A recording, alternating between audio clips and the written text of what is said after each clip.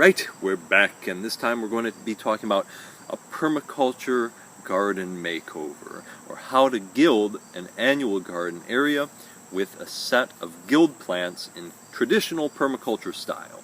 This is a design that I've first seen implemented and discussed by Bill Mollison, and I've seen other versions of it implemented and talked about in Jeff Lawton's videos, and it's one that we've worked with for quite a while, and when we moved here to Lily House, it's one of the first things that we started establishing, and it has worked great for us here as it has in other places, and it's one that I really recommend. So let's go take a look at it, how we built it, and how it's worked for us here. So right here we see an annual vegetable garden at Lily House that's been gilded out with perennials, and to a lot of people it doesn't even look like a vegetable garden at all. But on closer look, you can see that we've stacked in a whole bunch of little vegetables all throughout this system. So one of the reasons that we do this and why it's worked so well for us is that all of these perennial plants are the ultimate soil builders. They really help to create your soil structure, help fertilize the soil, help turn your annual garden bed into a real ecosystem. And that reduces our work. For one thing, we don't have to do any tilling here, and for another, all of the beneficial insect habitat really helps cut down on pest problems. All of the diverse microflora helps cut down on disease issues, and having this constant ground cover really helps us reduce any weeding work that we would have. And reducing the work in that kind of way is what really helps us establish our whole yard system.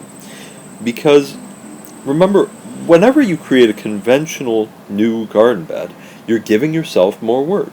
Every year you're going to have to come back to that, and you're going to have to redig it, you're going to have to replant it, you're going to have to re-sow, and you're going to have to maintain every new bed that you have every year.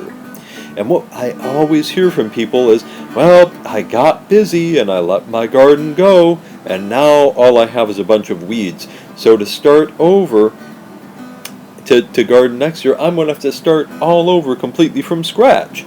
But with this kind of garden design, if you were to do nothing at all, these plants would take care of that garden bed for you, really keep it in check, really keep the weeds and grasses down, and it would be ready for you to come back the next year when it was time to plant your garden. All you'd have to do is harvest out some annual or perennial plants and some annual plants, and then chop and drop some of these perennials to keep them lower to the ground so your garden bed can get a lot of light, and you are ready to plant right into your garden bed. And if you don't end up having time, no problem at all, because you're still going to get a yield from all of these perennial plants through the year. So it really does make your garden work scalable, allowing you to come back to it if you need to and if you have time, but you don't have to if you don't have time. So some of the basic ideas that you see from this Mollison-Lawton kind of design that we're copying and implementing here is this basic keyhole form. You see this keyhole size path keeps the entrance level or the entryway small, the main path small, but still provides you a lot of workspace in the middle, gives you the best of both worlds.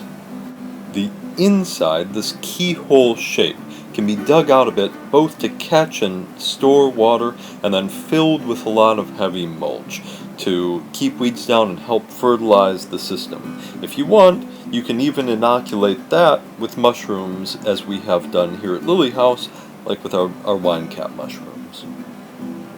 You might also take the time to plumb this bed by connecting it from one of your downspouts down into that mulch basin, so you're funneling extra water to your annual garden as well. And then finally we're going to plant this bed out with a variety of perennial plants using our gild rolls to make a good planting that's going to take care of this bed for us. The most important gild rolls to use in this kind of situation are nitrogen fixers and dynamic accumulators to keep the soil fertility up, insectary plants to keep our pest and disease issues to the minimum, good ground covers to keep weeds at bay, and mulch maker plants always nearby so that we always have a source we can go to chop and drop our mulch whenever we see weeds or bare soil. Our top recommended plants for this planting include daffodils, walking onions, chives, and garlic chives, woody perennial herbs like thyme and oregano, the sorrels, Russian comfrey, mints like pennyroyal, white and red clovers, bulbing fennel, rhubarb, cardoon, and Turkish rocket. Another thing that's worked really well for us with this kind of planting is using a lot of self-sowing plants, especially self-sowing edible annuals that come in early spring to keep the ground covered. What works well on your site may depend a lot on what kind of soils you have, but some that have worked well for us on a wide variety of soils include lettuces, carrots, arugula, walking onion, garlic, miner's lettuce, tulsi, amaranth, salad cress, and mustards. So, to get this kind of bed started, I recommend two different approaches. The first would simply be to dig and shape the beds as you would any conventional garden. But the second way is to lay out nurse logs and organic matter to form your beds in keyholes, and then fill in with cardboard and wood chip mulch on your paths and manure or compost or straw bales for your beds. So finally, keep in mind that one of the great advantages of this kind of garden design is that you can walk it around the garden by creating one keyhole at a time, such as in the beds that you see here. That's exactly what we did. Create one keyhole area with a mulch basin, move on to the next, walk that idea around the whole garden. And there you have it, an annual garden designed to work like a guild, with guild plants fulfilling all the functions around it that help keep our weeding, watering, fertilizing, and pest maintenance under control and limit the amount of work that we're doing.